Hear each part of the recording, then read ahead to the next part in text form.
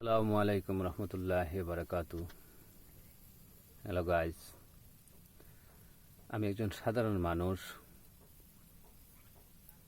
সেরকম জ্ঞান নেই, সেরকম আমার কাছে সেরকম হাদিস তো আমি জানি না, কিন্তু একটা জিনিস আমার মাথায় ঘুরপাক খাচ্ছে। বিশ্বাস করেন,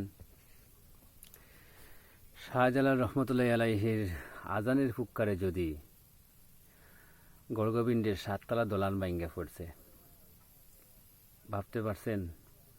ইসরাফিল আলাইহিস সালাম যখন সিংহাত ফু দিবেন, তখন পুরো সৃষ্টিকুল ধ্বংস হয়ে যাবে, কিয়ামত সংঘটিত হবে।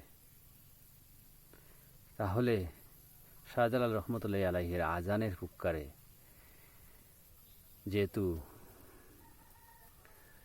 গড়গোবিন্দের সাততলা দোলান ভাঙছে, আর সেই ফুক্কার যেটা ইসরাফিল আলাইহিস সালাম দেবেন, সেটা কেমন হবে ভাবতে পারছেন?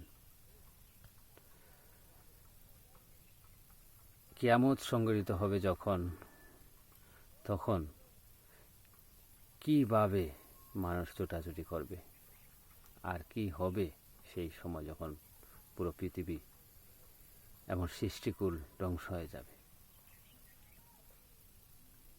আল্লাহ সবাইকে হেফাজত দান করুন, সবাইকে বোঝার তৌফিক দান করুন, আমিন। আমি একজন ক্ষুদ্র মানুষ, জানি না, আমার মাথায় যতটুকু আসছে ততটুকুই বলছি।